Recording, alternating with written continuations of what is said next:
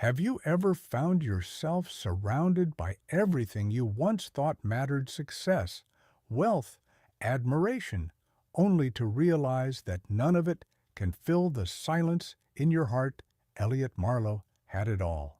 A towering name in the world of architecture, a billionaire with power at his fingertips. Yet for 6 long years, not once did he smile. Not since the day he lost his daughter and, with her, a part of himself. Then one day, on a Warren Park bench in Asheville, a quiet woman with a sketchbook sat beside him. What happens when the world sees you as unbreakable, but you're quietly falling apart? And if healing requires you to let go of everything that once defined you, would you dare? This is not a story about loss. It's a story about staying with pain, with memory, and eventually with hope. So, take a breath. Sit with us for a while. Let this story ask the questions you may have been avoiding, and offer the answers your heart has longed to hear. If this touches something inside you, don't forget to like, share, and subscribe to Shining Stories. Let's begin. Elliot Marlowe hadn't smiled in over 6 years, not since the morning he buried his daughter and let the weight of the world settle into his chest like cold stone. Every day since then, at precisely 4:45 in the afternoon, he walked the same route through Pack Square Park in Asheville, North Carolina. He passed the same aging oak tree with bark like crumpled leather, nodded absently at the man who played the saxophone near the statue, and made his way to the same wooden bench overlooking the fountains. Always the far right side, always alone. To the outside world, Elliot Marlowe was still a legend, the man who'd built Marlowe Construction into a billion-dollar empire, the architect behind some of the most iconic modern buildings from Charlotte to Chicago, a decorated veteran, a widower, a success story carved in steel and concrete. But behind the tailored blazers, the crisp gray hair, and the composed stare was a man hollowed out by grief. He didn't notice the tourists anymore, or the art vendors with their booths lined in canvas and color. He noticed the leaves, though, the way they curled at the edges this time of year, falling like golden paper from trees that knew how to let go. He envied that. The wind tugged at his jacket as he sat down. He leaned forward, elbows on his knees, hands clasped loosely, his gaze fixed somewhere in the distance, not quite on the fountains, not quite on the children playing, but into a space in between, the kind of place where memory lived. Sometimes he thought he could hear Charlotte's laughter in the breeze, not the woman she was becoming before the accident, but the little girl who used to run barefoot through their backyard with daisies tangled in her hair. Back when her biggest worry was whether her lemonade stand had enough ice. He closed his eyes. He didn't know how long he sat there. Not really. Time lost its shape on that bench. It bent and stretched like light through water. But he always left before sunset. He didn't like the way the shadows made things look softer than they were.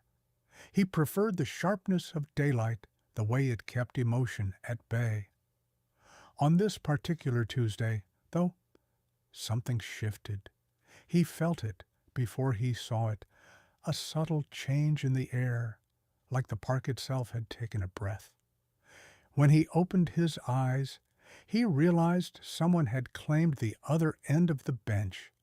A woman, not young, not old, maybe close to his age, maybe a little younger. She had shoulder-length hair that curled gently at the ends, the color of dried chestnuts. She wore jeans, well worn, but clean, a faded green sweater with a thread coming loose at the wrist, and brown leather boots scuffed at the toes. Beside her, a canvas tote spilled with sketchbooks and pencils. She hadn't looked at him. She was staring at the fountain, legs crossed at the ankle, her posture relaxed but alert, like someone used to listening. Elliot felt a flicker of annoyance. This was his bench, not officially, of course, but still.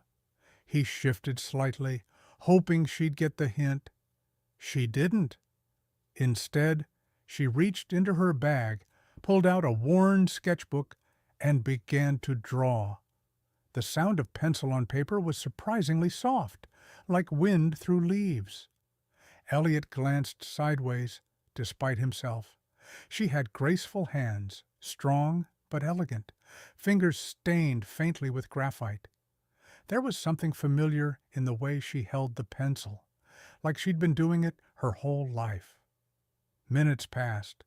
The park moved on around them. Dogs barked, children squealed. A tour guide led a group of retirees past the monument. But on the bench, a quiet settled between them. Not awkward, just still. Then, without looking up, the woman spoke. "Golden hour makes everything look softer," she said, her voice low and warm. "Even the things that shouldn't be." Elliot blinked. She wasn't talking to him, not exactly, but there was no one else around. "I suppose it does," he said, surprised by how rusty his voice sounded. She smiled, just a little, and turned the page of her sketchbook. He didn't say anything else. He didn't need to. They sat that way until the sun dipped behind the trees, painting the sky in strokes of amber and lavender. The air cooled, and the fountain lights flickered on. The woman stood first. She slid her sketchbook back into her tote, brushed pencil dust from her lap, and looked at him for the first time. Her eyes were green, not bright, not sharp, but soft, like moss after rain. "See you around," she said simply. And then she was gone. Elliot watched her walk away, something unnameable tugging at his chest. He didn't even know her name, didn't know why she sat there or if she'd return. But for the first time in over 6 years, he didn't feel entirely alone on that bench. He sat there for a few more minutes, long after the shadows had lengthened and the saxophone had stopped playing.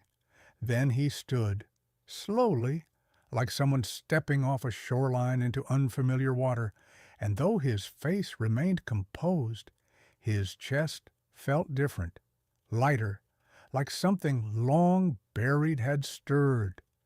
The next day, Elliot Marlowe sat on the same bench at the same time, just as he always did. But today he noticed something new. He noticed himself waiting. He wouldn't have admitted it, not even to himself. But his eyes drifted every so often toward the path from the fountain, where she had walked away the evening before. Clara. He didn't know her name yet, didn't know where she came from, or what she saw in that sketchbook of hers. But she had left a trace in the air around him, like the smell of rain on dry pavement. Something quiet, but impossible to ignore. It was strange, the way she had spoken, not forced, not curious, just honest, as if the world were a still pond and her words were ripples, not meant to disturb, only to touch. It was nearly 5 when he saw her again. Same boots, same tote bag slung over her shoulder, same calm expression. She approached the bench without hesitation, paused just long enough to offer him a glance, a brief, acknowledging look, before settling on the other end. Again, no greetings, no questions. Elliot felt the corners of his mind stir with something unfamiliar. He wasn't used to company that didn't demand something from him. Reporters, investors, lawyers, even well-meaning neighbors with casseroles had all come with expectations. But Clara came with silence. She opened her sketchbook again, flipping past several pages until she found a blank one. Then, with a soft rustle, she began to draw. Elliot shifted slightly, not toward her, not away, just enough to look without seeming like he was looking. "What do you see?" he asked after a while, voice low. She didn't look up. "Light," she said simply. "Shadows, the way they lean when the sun's tired." He considered that. "You draw what's in front of you." "Sometimes," she said. "Sometimes I draw what's missing." That made him pause. "I wouldn't know how to tell the difference." He said. Clara's pencil stilled. She looked up at him, her gaze steady but not sharp.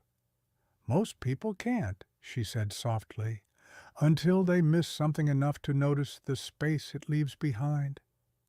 Elliot looked away.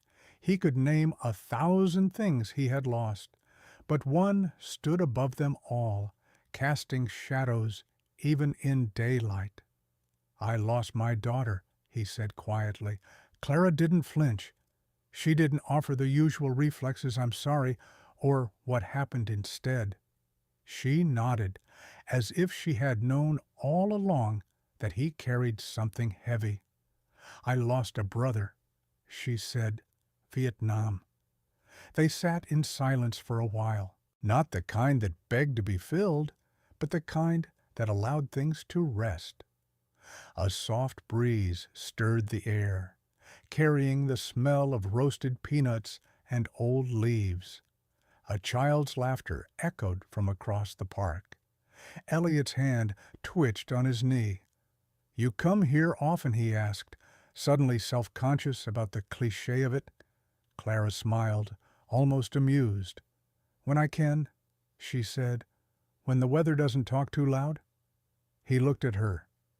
"You talk like someone who spends a lot of time alone." "I do," she replied, unbothered. Elliot let out a breath that wasn't quite a sigh. "Same." Clara closed her sketchbook gently, brushing the edge of the page with her fingers. "Alone isn't the same as lonely," she said. "Not always." That struck something in him.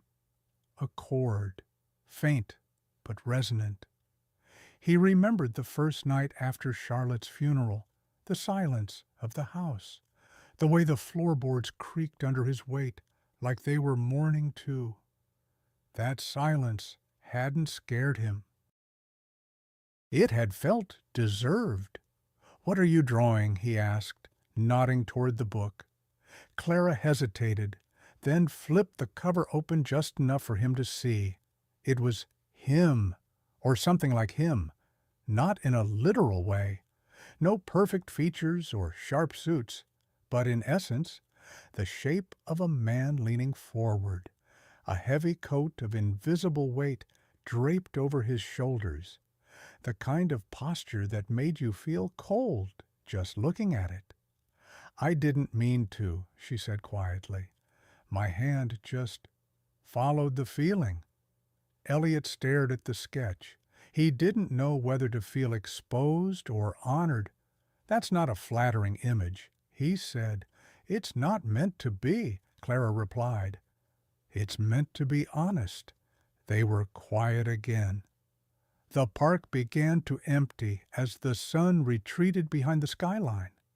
Streetlights flickered on in hesitant pulses. Clara rose. "Same time tomorrow?" she asked, adjusting the strap of her bag. Elliot nodded before he even thought to. "Okay," she said, turning to leave. "Then I'll bring you the version with hands." He raised an eyebrow. "You're missing yours in that one," she said with a wry smile. Tapping the sketchbook, didn't quite know what to do with them. She disappeared into the evening, her footsteps light, fading like watercolor into the distance. Elliot sat for several more minutes, hands clasped in his lap, suddenly aware of their presence. He looked down at them, still here, still waiting. Elliot Marlowe arrived earlier than usual the next day. He told himself it was coincidence, that he simply needed the fresh air, that the office had felt especially stale that morning. But deep down, he knew the bench had become more than a habit now. It was a place that reminded him of something he couldn't name, but missed terribly. The sun was warm on his back when he sat down, the light slanting across the park like fingers brushing the earth awake. The fountain murmured softly nearby, its rhythm steady, calming. Around him, the city exhaled into the afternoon dogs, tugging on leashes, joggers weaving past strollers, old men debating politics, like it still mattered more than memory. And then she came. Clara Bennett walked toward the bench with the same quiet assurance, her boots scuffing softly on the pavement. She wore a light blue scarf today, loosely draped, catching the breeze just enough to give it life. She didn't ask permission. She didn't need to. She sat, placed her bag beside her, and pulled out her sketchbook like a ritual. Elliot turned slightly. "I was beginning to think you weren't coming." Clara looked over, her smile gentle. "I never miss a conversation I didn't agree to." He smirked. "A small, fleeting thing, but it was there." "You've got a way with words," he said. "No," she replied, flipping open her book. "I've just spent a lot of time listening." Elliot studied her in silence for a few moments. She wasn't trying to impress him. She wasn't even curious about his status. That alone made her the rarest person he'd met in decades.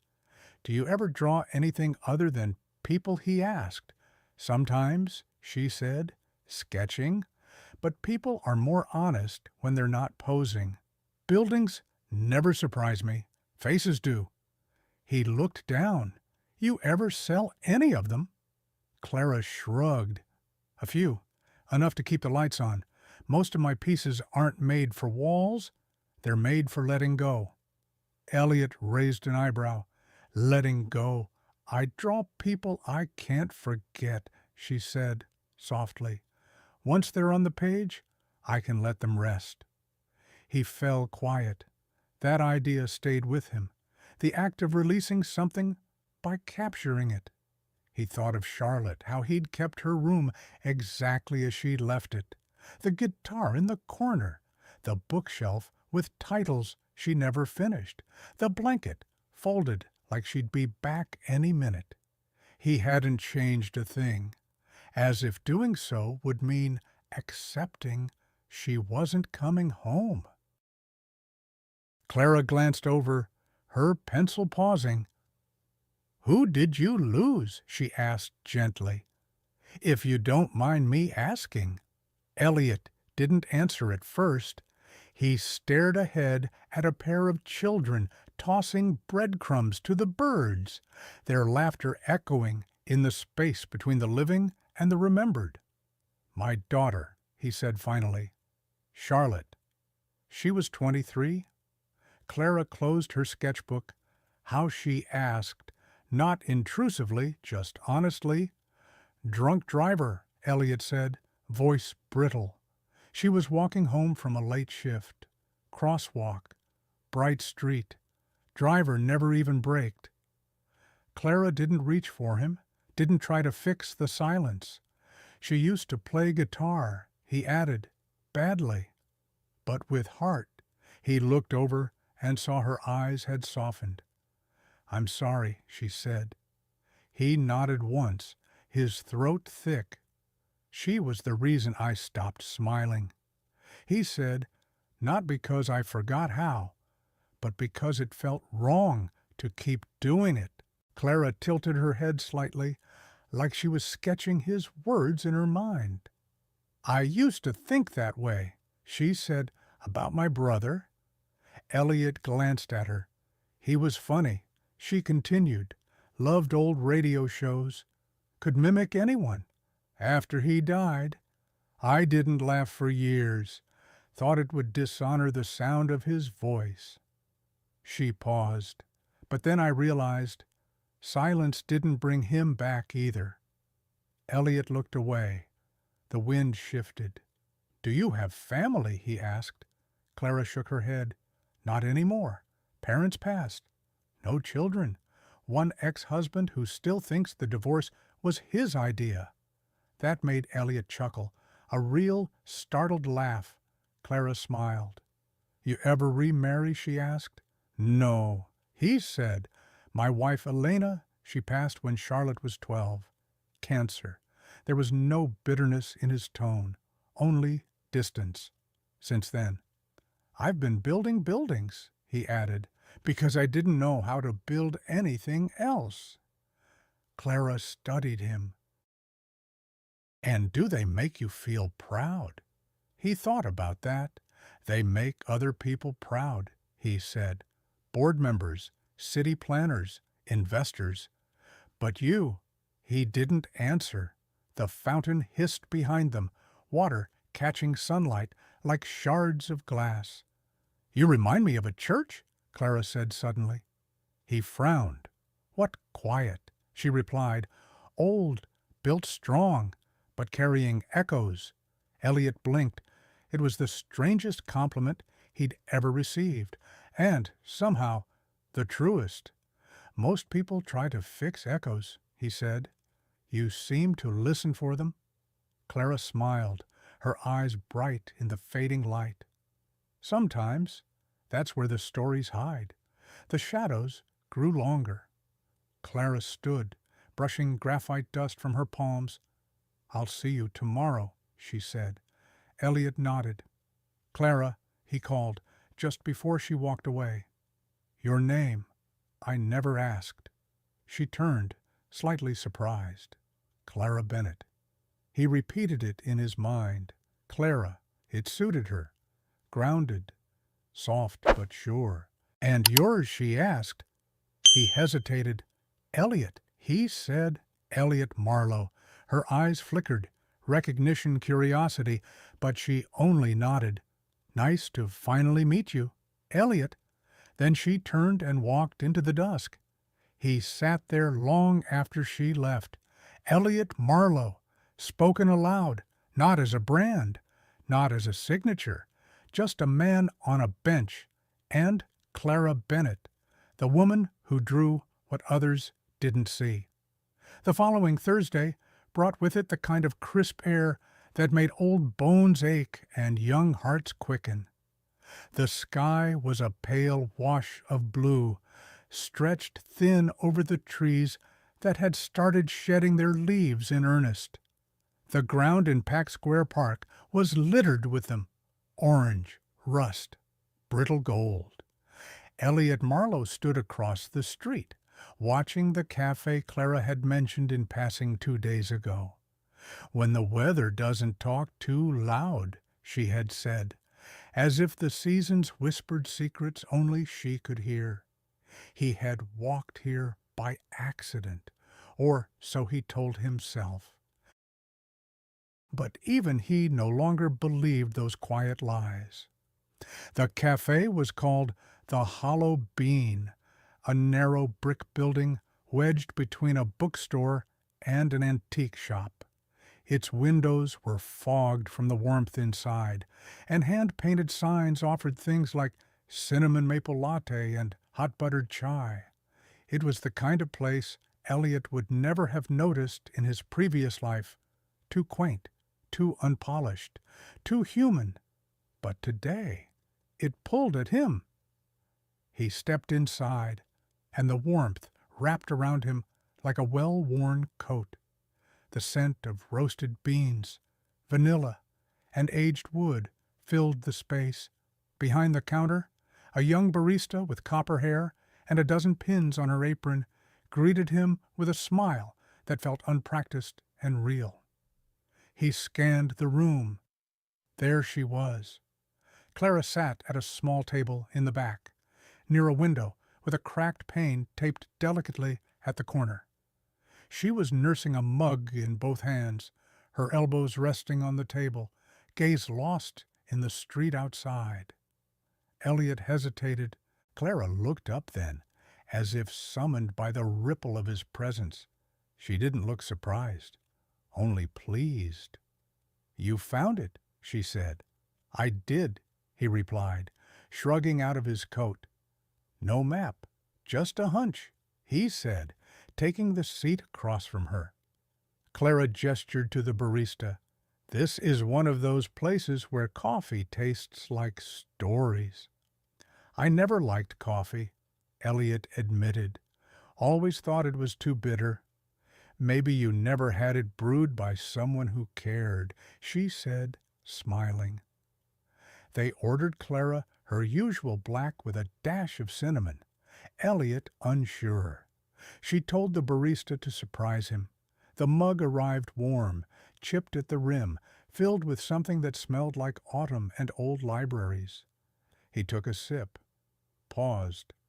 "Well," Clara asked, "it tastes—" He frowned. Unexpected. She laughed.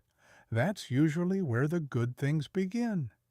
They sat in companionable quiet for a while.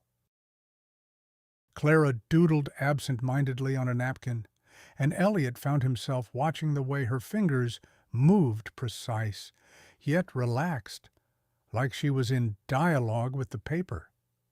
"I haven't had a quiet morning in decades," Elliot said suddenly. "I mean, truly quiet. Even my house is loud, somehow." Clara nodded. Sometimes silence has an echo, especially in houses built for people who no longer live there. He stared into his mug, steam curling like thoughts he couldn't catch. "This place used to be a flower shop," she said, changing the subject gently. "The owner passed away. Her granddaughter turned it into this." "What happened to the flowers? They still grow in the alley out back," Clara said. "It's the kind of place where roots remember better than people do." Elliot smiled. "Barely. You always talk in poetry." Clara tilted her head. "You always listen, like you're afraid of what you'll hear." That stopped him. He wasn't offended. If anything, he was startled by how accurate she was. He had made a life out of hearing without really listening. Boardrooms, press interviews, investor calls, words that filled rooms but never reached him until now. He looked at her, then not the way one glances across a table, but the way one sees a painting they don't yet understand, but can't walk away from. "What do you see when you look at me?" he asked, quietly. Clara set her pencil down. "A man who's built walls so high, he's forgotten why he started," she said. "But you still leave the door unlocked, just in case someone knocks." Elliot felt that, not like a wound, but like the removal of a splinter. "Do you ever wish you'd chosen differently?" he asked. Clara thought about it. "I used to," she said. "I used to think my life was a series of missed trains. But then I realized maybe I was meant to walk, slower, longer, so I could see things others missed." "And you think that's enough? I think it's honest," she replied, "and that's something." Their coffee cooled, untouched, for several minutes. Outside, a bus rumbled past, leaving behind the smell of exhaust and the faint sound of jazz drifting from a car stereo. "I used to think success meant being unreachable," Elliot said. "Now I think it means being untouched. And that's not the same as being safe." Clara studied him, as if sketching him in her mind. "You don't have to tear down everything you've built," she said softly, Maybe open a window. Elliot chuckled. What if I don't know how? Start small, she said, reaching for her sketchbook. Like this table, like this conversation. He nodded. They left the cafe together, walking slowly through the park as the sun lowered its voice across the skyline. No promises, no declarations, just two people moving forward, quietly, in the direction of something they didn't yet name. The next time Elliot Marlowe saw Clara Bennett, the sky was hanging low, with clouds the color of worn wool, threatening rain, but never quite committing. The park was quieter than usual, its usual bustle hushed by the mood of the sky. Even the children's laughter seemed to come in whispers. Elliot found her not on the bench this time, but beneath the old oak tree nearby, sketchbook balanced on her knees, a thermos at her side. She looked up as he approached, her face half lit by the gray daylight. "Thought you might be hiding," she said, a small smile playing on her lips. "Hiding would imply I knew what I was avoiding," Elliot replied, easing himself down beside her. "I think I've been walking in circles around it." Clara tilted her head, studying him. "That sounds like something you didn't mean to say out loud." He chuckled. "That's becoming a habit around you." The wind stirred the leaves above them, making a dry rustling sound, like pages being turned too fast. For a while, they just sat there, listening. "I had a dream about her last night," Elliot said suddenly. "Charlotte." Clara didn't speak. She didn't have to. She was little again, 6, maybe 7. Her hair was in those wild pigtails she always hated later. She was laughing, running down a hill with a kite that kept diving into the dirt. I kept telling her she needed to run faster, that she had to hold it higher, but she just kept laughing and falling. His voice trailed off. His hands were clenched around each other, knuckles pale. When I woke up, my chest hurt so much I thought I was having a heart attack. Clara reached for the thermos and poured him a cup of tea without asking. "Ginger and honey," she said. "Best thing I know for when the world feels sharp." He took the cup, letting the warmth settle into his hands before he dared sip it. "I wasn't there the night she died," he said. "I was in Dallas at a conference, giving a keynote about urban development and the future of sustainable infrastructure, while he stopped, jaw tightening. She was lying on the street, alone." Clara's voice was soft. "You didn't know." "That's the thing," Elliot said bitterly. I should have felt something. Grief isn't a punishment." She said, "It's a wound. It doesn't come with rules." He shook his head. "I missed her birthday the year before, sent a gift through my assistant, a bracelet she never wore. She called, left a message. I never called back." Clara said nothing. Her presence was not about filling silence, but holding space for it. "My whole life. I thought showing up with answers was more important than just showing up," he said. She turned a page in her sketchbook, began shading something slowly. "I once left my brother's last letter unopened for 3 years," Clara said, not looking up.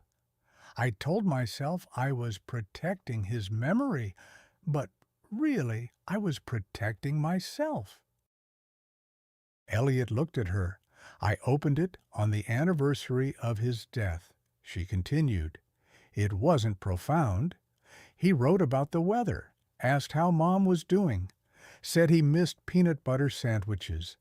She smiled faintly. "That's what stayed with me. Not some final wisdom, just peanut butter." Elliot exhaled, long and low. "I've been building things my whole life," he said, "but somehow I never learned how to rebuild." "You're not made of concrete." "Elliot," Clara said gently, "you're allowed to fall apart."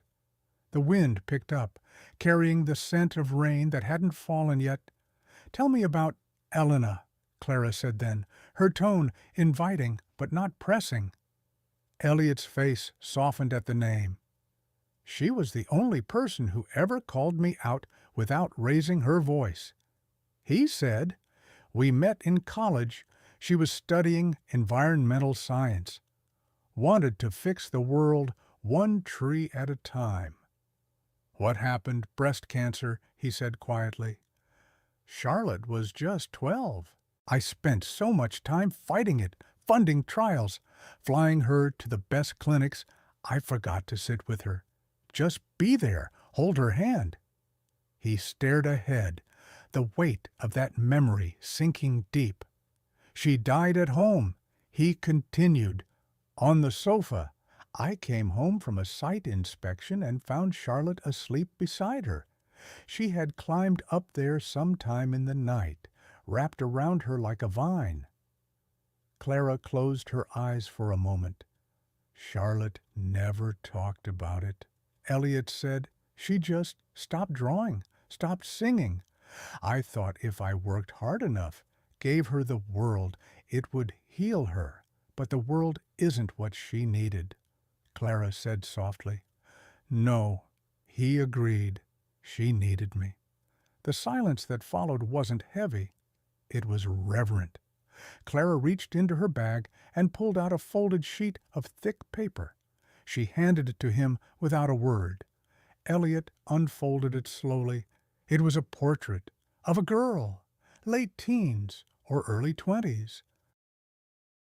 The hair was wild, eyes bright with something both mischievous and kind. There was laughter in the lines around her mouth, but a quiet ache in her posture. "She looks like how I remember her," he whispered.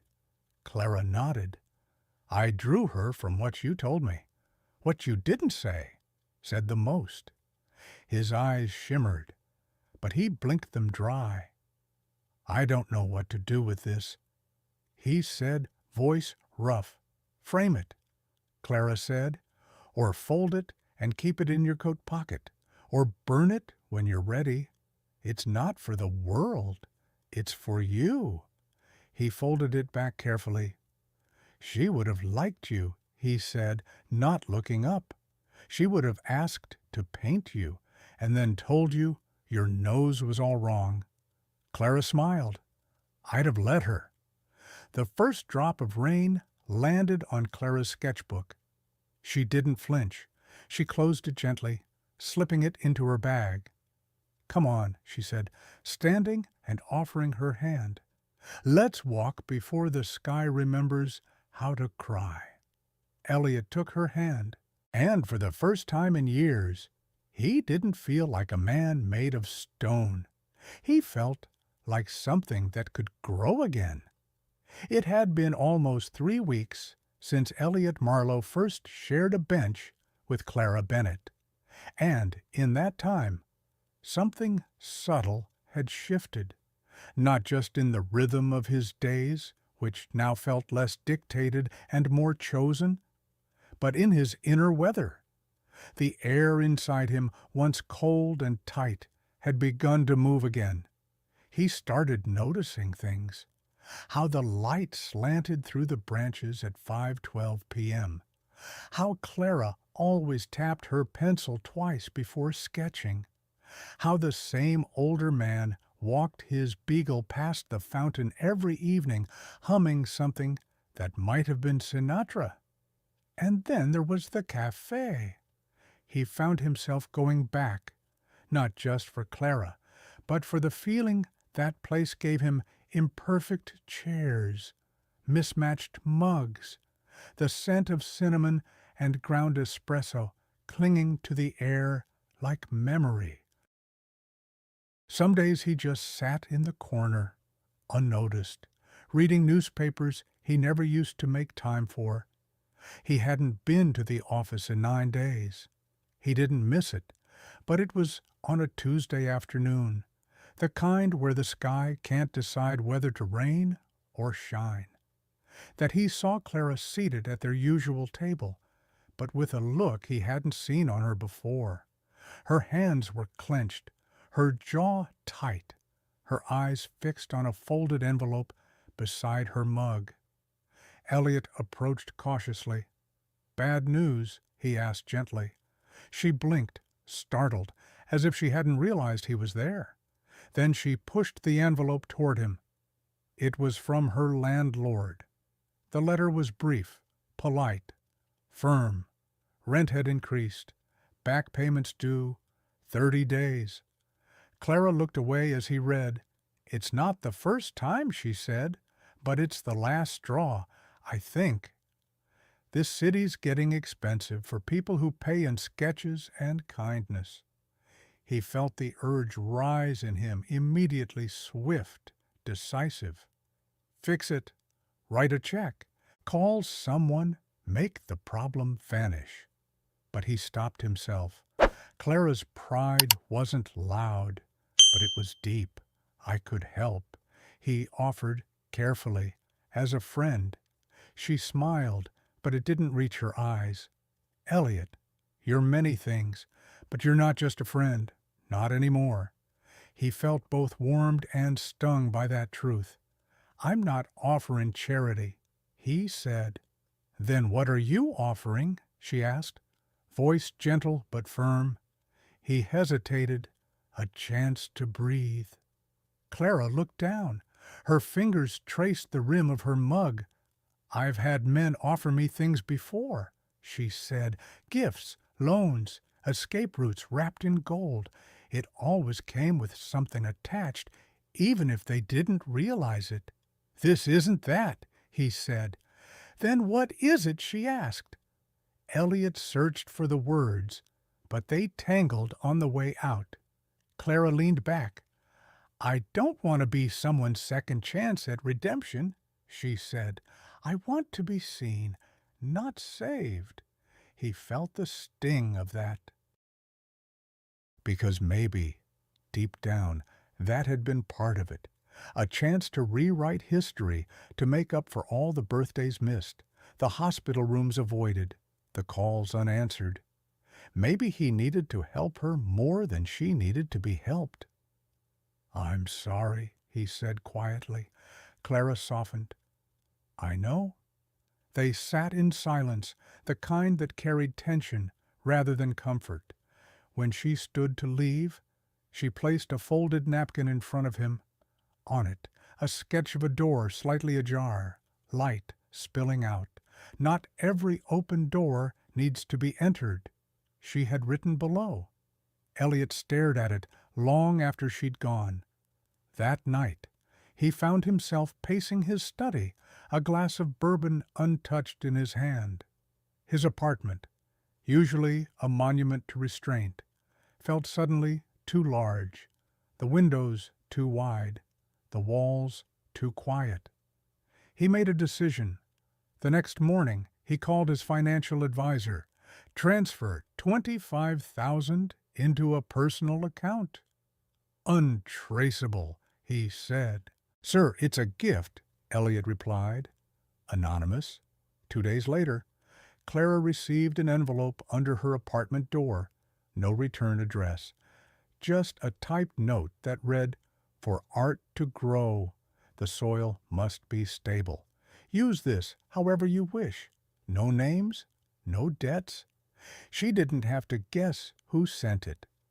She walked to the park that evening with the envelope in her coat pocket, heart heavy. Elliot was already on the bench. She sat beside him, not looking his way. "It was kind," she said, "truly, but I can't accept it." He nodded slowly, as if he already knew. "I just wanted to make things easier," he said. "I know," she replied, "but the things that matter rarely are." She pulled the envelope out and placed it between them. You built your empire solving problems, she said. But not all problems need solving. Some just need someone willing to stand beside them until the storm passes. He felt something inside him give way, not collapse, but shift. I don't know how to do that, he admitted. You're learning, she said. They sat there as the city darkened around them, street lamps flickering to life. One by one, a saxophone played faintly in the distance. Clara pulled out her sketchbook. May I draw you again? She asked. Elliot looked over, surprised. Even after all this, especially after all this, she said. He smiled. Then draw the man who almost chose wrong, he said. She smiled back. No, she replied. I'll draw the man who chose to listen instead, for the first time since they met. Clara Bennett didn't come to the bench. Elliot Marlowe sat there anyway. The late October air was crisp, the kind that pressed into your ribs and reminded you winter was sharpening its teeth. The wind tossed the leaves around in erratic swirls, sending bursts of yellow and brown into the air like nature's own kind of static. He kept glancing down the path she usually walked, hands clasped tighter than they needed to be. The envelope, returned and unopened, rested in the inside pocket of his coat. Every now and then he pressed a palm against it, not to give it warmth, but perhaps to take some from it. He told himself she just needed space. He told himself a lot of things. 2 more days passed, and the bench remained a place of waiting instead of sharing. He drank his coffee alone, didn't finish it. He stared at the fountain without really seeing it. And then, on the 3rd day, she came, but not alone. She was with another man. He was younger, maybe late 40s, with a windswept hair and an overconfident walk. He wore a blazer too slim for October, and shoes that hadn't touched mud in years. They weren't holding hands, but they didn't need to. The familiarity in their movements said enough. Clara spotted Elliot before the man did. Her expression faltered just for a second, then smoothed into something unreadable. She gave him a small nod. Elliot stood, nodded back, then walked away before he could be introduced. That evening, back in his penthouse, Elliot stood in front of the floor-to-ceiling windows overlooking Asheville's quiet skyline. The city lights glittered like they always did, indifferent, distant, perfect. He poured himself a drink and didn't touch it. Instead, he walked to the bookshelf and pulled down a photo album he hadn't opened in years. Inside, the past waited. There were pictures of Elena in a sun hat, smiling with her eyes more than her mouth. Charlotte, 5 years old, missing her front teeth, holding a paper crown she made herself. A birthday party with too much frosting and not enough napkins. A blurry photo of them all at the beach before the diagnosis, before the slow unraveling. Elliot sat on the floor with the album in his lap, and for the first time in 6 years, he let himself cry. It wasn't loud. There were no sobs, just a quiet surrender. Tears that had waited too long to fall. He thought of Clara, the way she looked at people as if their broken pieces made them more complete, the way she had handed him back his own attempt at redemption and said, "Not like this," and he thought of the man beside her, a stranger, but maybe not a threat, maybe someone who had earned his place in her still world. The next morning, he didn't go to the bench. Instead, he went for a walk through the older part of the city where buildings leaned like old friends and streets remembered more than they told. He wandered past antique shops, closed bookstores, a bakery that smelled like melted butter and warm memory. By noon, he found himself in front of the Hollow Bean. He pushed the door open. Clara was there, alone this time, seated near the window with a notebook, not her sketch pad. She looked up. Their eyes met. Neither of them smiled. He walked over and stood beside her table. "May I sit?" he asked. She nodded, quietly. He eased into the chair opposite her. Unsure of the rules now, "The man from the park," he began. Clara set her pen down. "His name is Matthew. We were married years ago." Elliot blinked. "Ex-husband." She nodded. "He's in town on business. Drop by. Nothing more." Elliot didn't ask if that was all. Clara saw the question anyway. "You thought I'd moved on. I didn't know where I stood." He said, "You still don't," she replied, not unkindly. He nodded slowly, accepting that. "I keep trying to fix things," he said, "but maybe some things need to stay broken for a while." Clara looked at him, really looked. Her eyes, so often soft now, held a storm. "I'm tired of being someone else's lesson," she said. "All my life I've been the detour men take on their way to understanding themselves. And I'm done being that." Elliot was silent. "I let myself believe in this," she continued, voice quiet but shaking. "But when you sent that money, even anonymously, you made me small. You turned me into a problem you could solve. And that's not love, Elliot. That's guilt wearing perfume." He winced, not because she was wrong, but because it was true. "I wasn't trying to buy anything."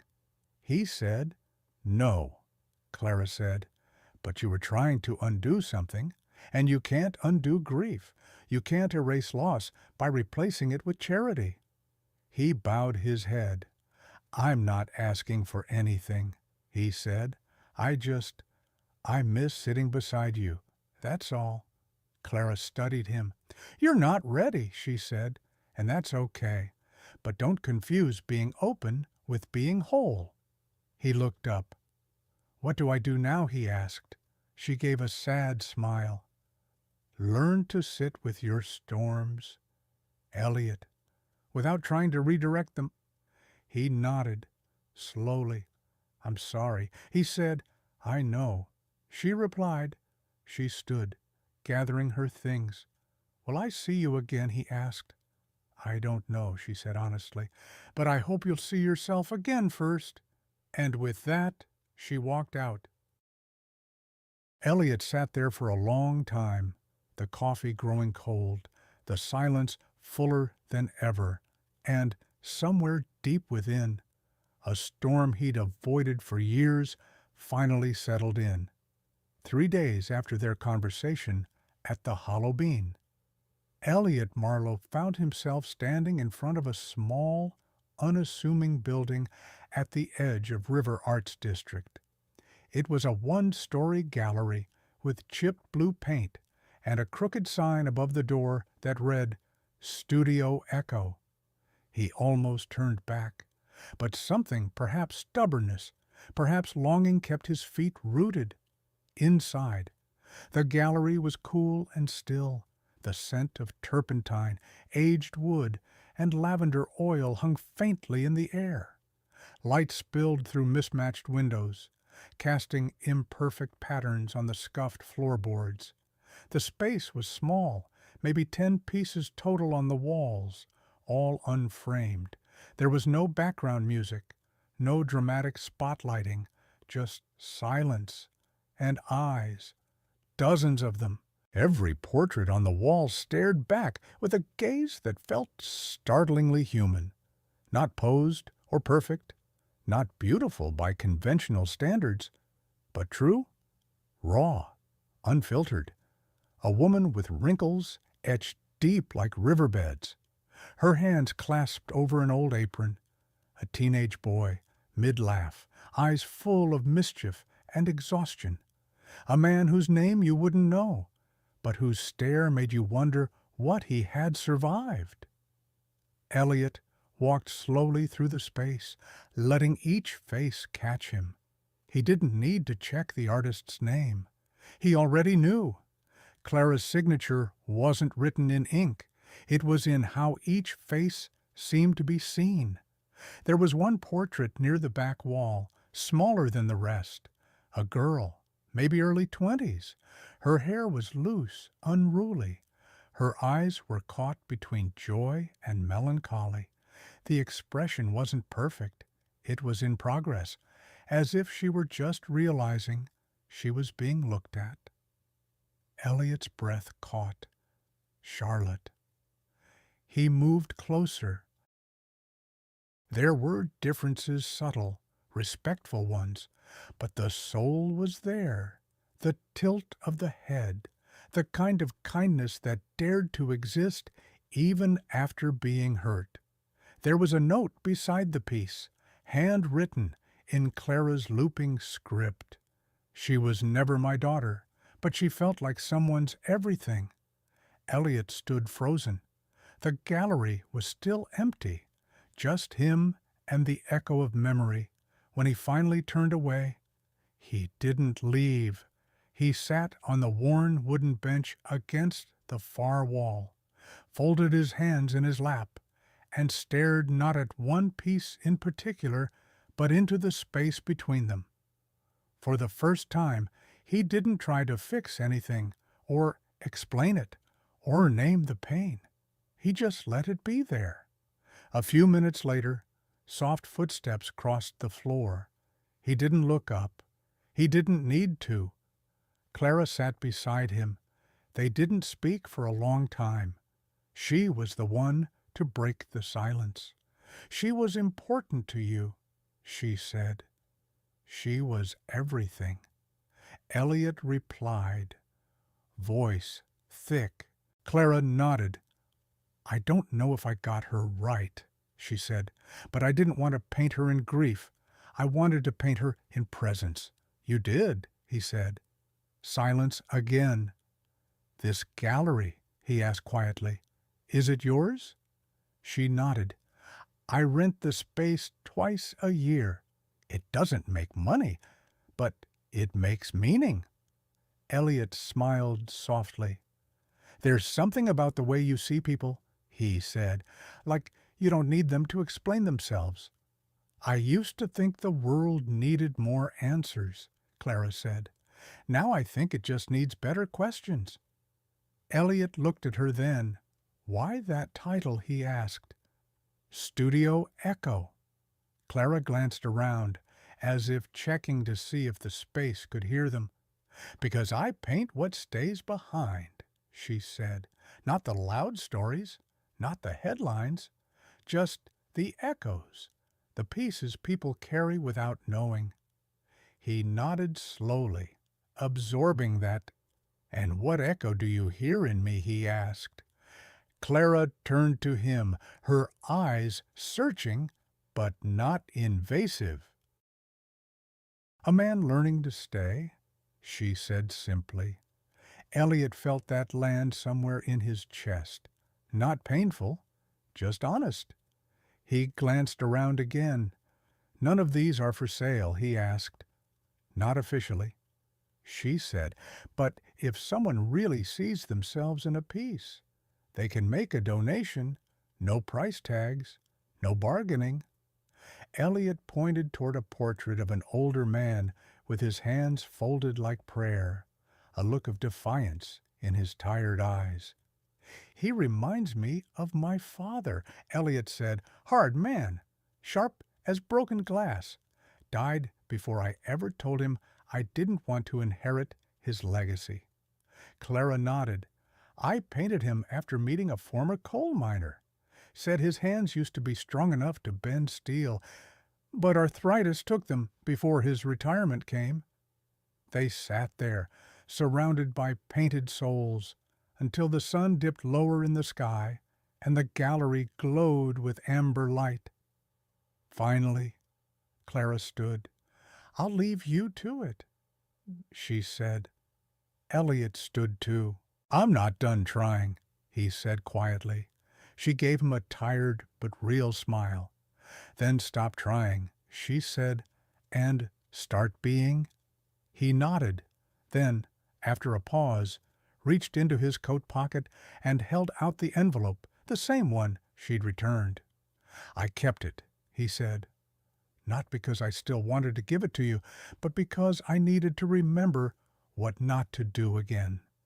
Clara didn't take it, but she looked at him with something softer than forgiveness. "That's a good echo to keep," she said. Then she left him there, surrounded by faces that asked no questions and offered no answers, only presence. It was raining the day Nathan Whitmore came back into Elliot Marlowe's life, the kind of cold, relentless drizzle that turned sidewalks slick and made everything feel vaguely unsettled. Elliot had just left Studio Echo after spending the better part of the afternoon sitting silently among Clara's portraits, letting their stillness remind him how to breathe. He was halfway across the lot, coat collar upturned against the chill, when a sleek black sedan pulled to the curb with the precision of a man used to having others wait for him. The door opened. "Elliot," came a familiar voice. "You're a hard man to find when you don't want to be found." Elliot stopped, recognizing the voice before the man. Then he turned. Nathan Whitmore stepped out of the car, dressed in a gray suit so sharp it looked like it had opinions. His hair, still perfectly combed, was now tinged with silver at the temples. The confident smirk hadn't aged a day. "Nathan," Elliot said, hands still in his pockets, "didn't realize you were in town." "I wasn't," Nathan replied. "But then again, you weren't supposed to disappear." Elliot didn't respond. Nathan took a few steps forward, shoes untouched by puddles. "I figured you were on some kind of retreat," he said. "A vineyard in Oregon, a meditation center in Santa Fe. But this," he gestured toward the old warehouse turned gallery, "this is unexpected." Elliot studied him. "What do you want?" Nathan gave him the kind of smile that always preceded a pitch. "There's a proposal on the table," he said. "Big one, citywide development, the kind of project you used to live for.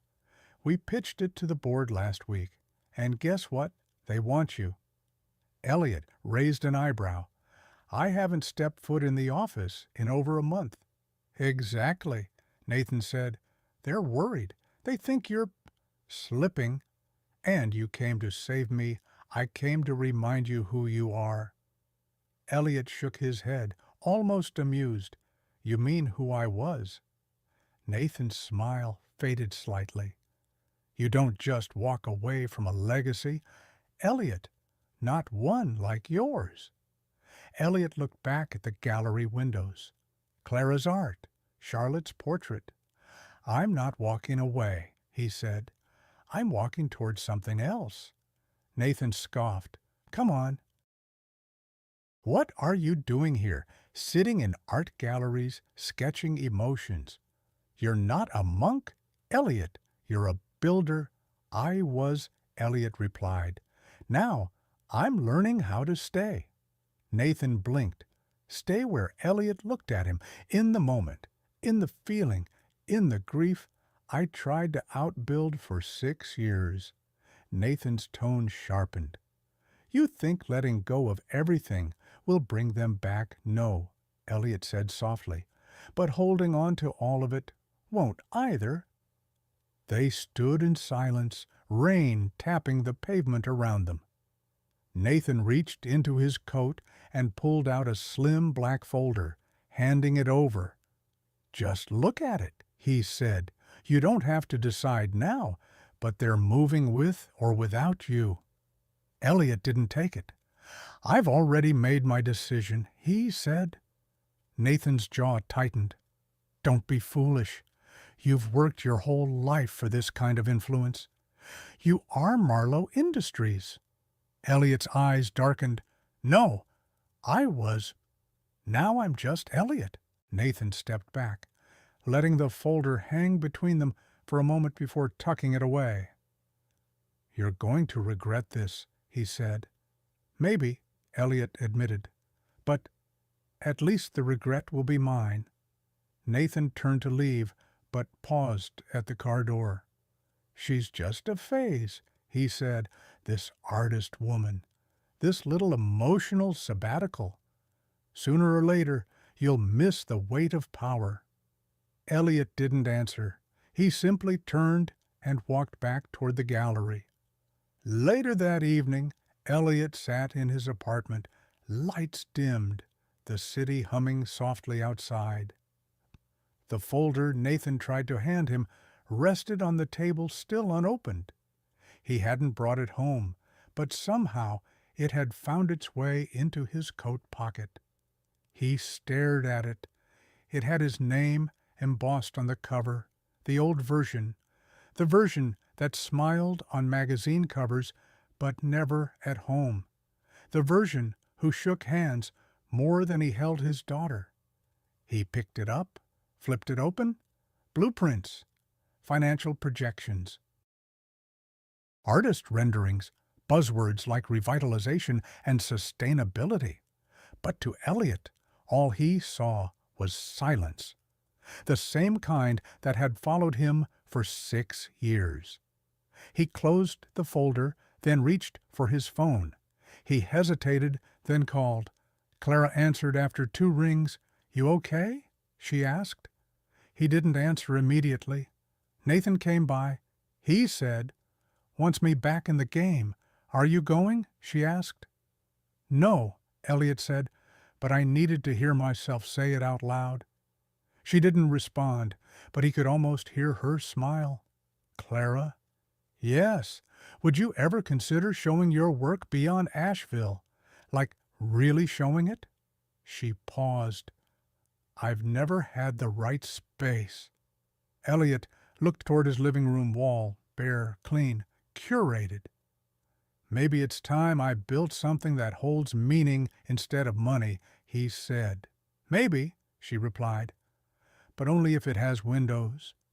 He smiled. "Always." The invitation arrived in a black envelope, thick as gilt. On its front, embossed in silver, was Elliot's full name, Elliot W. Marlowe, founder, Marlowe Industries. It wasn't a request, it was a summons. The company's 50th anniversary gala. An evening of crystal glasses, curated speeches, and curated faces. A night to celebrate visionaries, pillars, legacy. A night to parade the man he used to be. He almost tossed it. Almost. Instead, he called Clara. "I know that tone," she said as soon as she answered. "What's knocking on your door now?" He hesitated. Marlowe Industries, gala night, black tie, legacy thing, Clara chuckled. "Sounds suffocating. Very. Are you going?" "I don't know." She was quiet a moment. "Do you want to go?" she asked. "I don't know that either," he admitted. Another pause. "Then that's your answer," she said gently. That night, Elliot didn't sleep. He walked the halls of his penthouse, pausing at windows, at picture frames, at shadows that hadn't spoken in years. There was a version of him, immaculate, powerful, untouchable, still living here, still haunting these polished floors. By morning, he had made his decision. But decisions have consequences. The ballroom was too bright.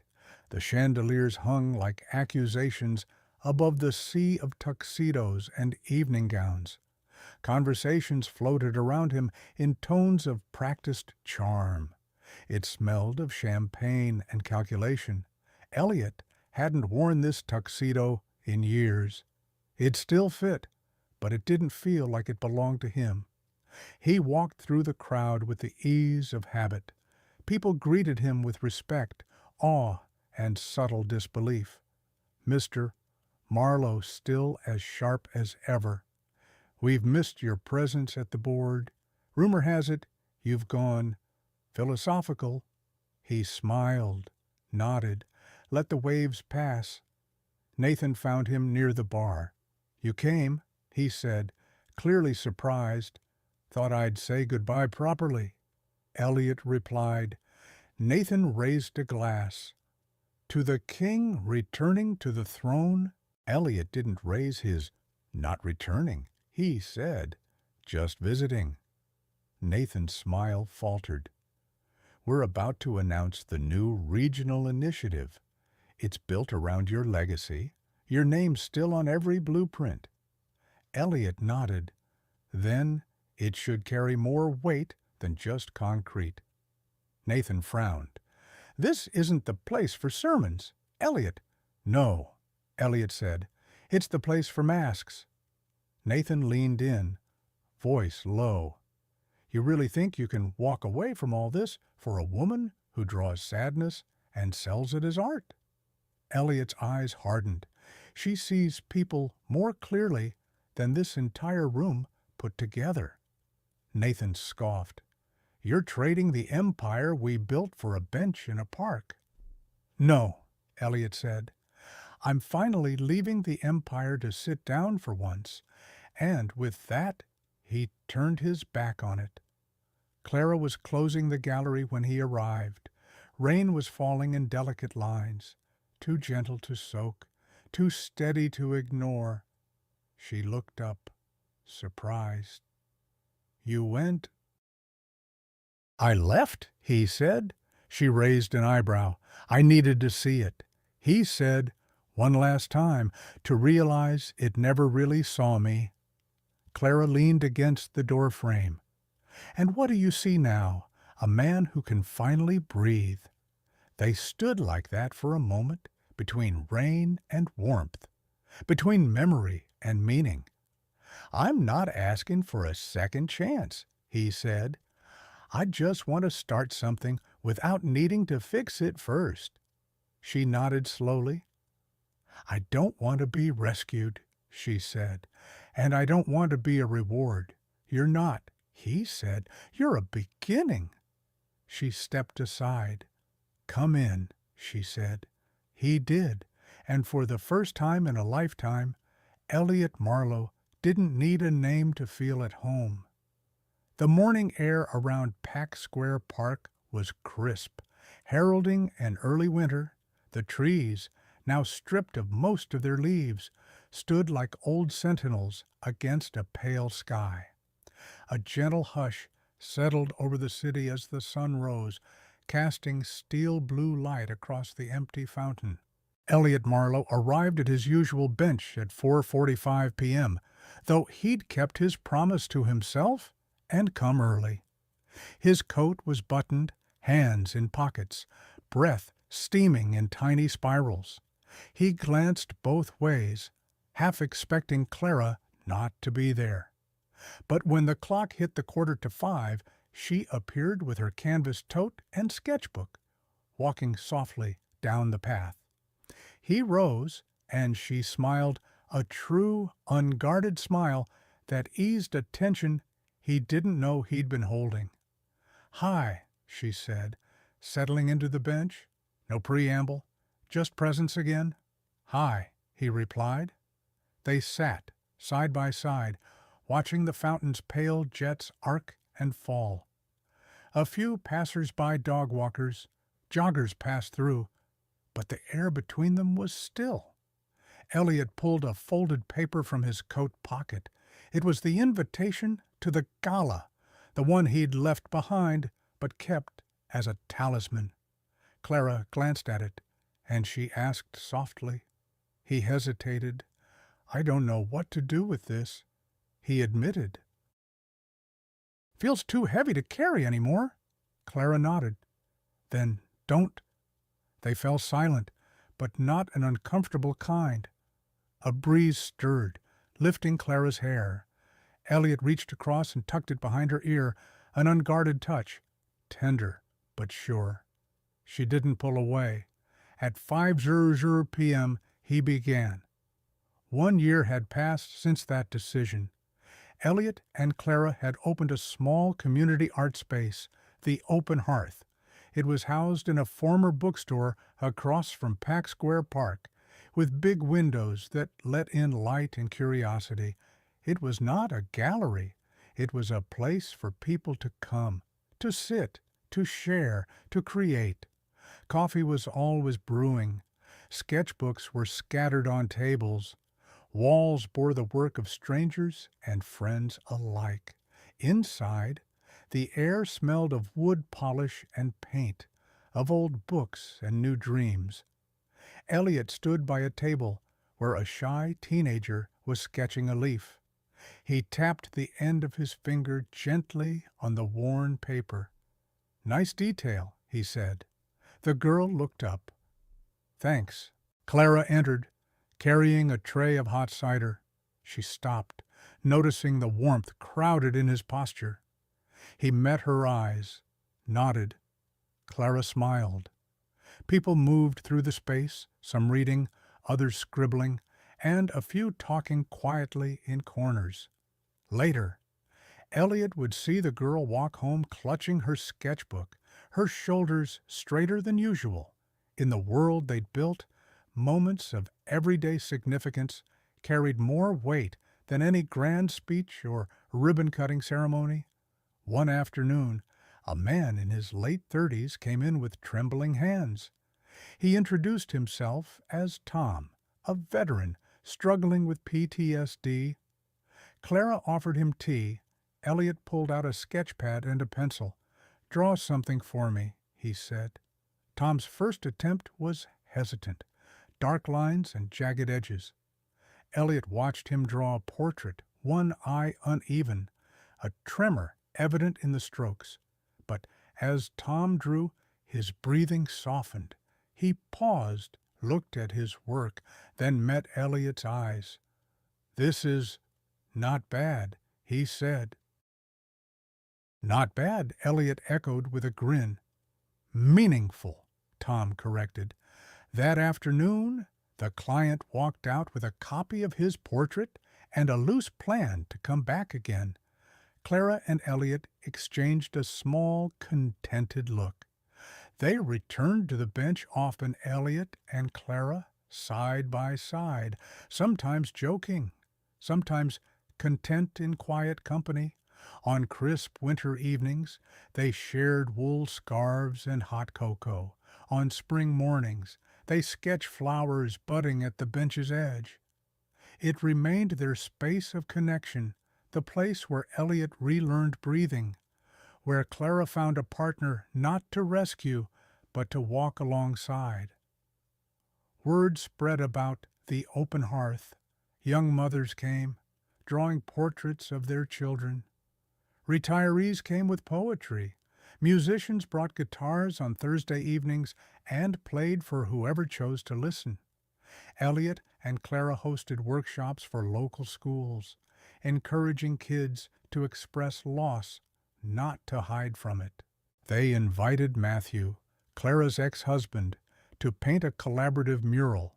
He did, tentatively, and though he left quietly afterward, his presence remained in the strokes.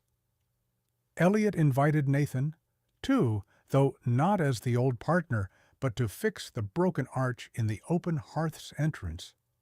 Nathan arrived the first time looking stiff, polished, and uncertain. He left hours later, tool belt slung low, hands stained with mortar and humility. Their mural together was imperfect but alive. On the first anniversary of Charlotte's birthday, since opening the Open Hearth, Elliot and Clara organized a remembrance gathering. They placed Charlotte's portrait, Clara's original, on an easel under the gallery lights. A low crowd formed. Some knew Charlotte's story, others honored their own losses in silence. Elliot spoke softly. "Today, We remember someone we lost, but in doing so, we remember why we love. Clara followed him. This space exists because art helped us stay present. It helped us heal. They invited guests to pick up a pencil, choose a napkin or page, and draw someone they loved, someone they missed. The room filled with sketches, rough, tender, brief, or bold. Later, Elliot found Clara standing alone before Charlotte's portrait, tears in her eyes and that same echo of presence in her face. He wrapped his arm around her. "We did right," she whispered.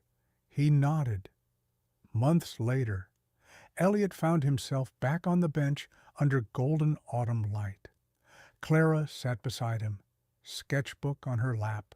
This time, he reached into his pocket and pulled out a small, plain photo of Elena, holding a smiling young Charlotte.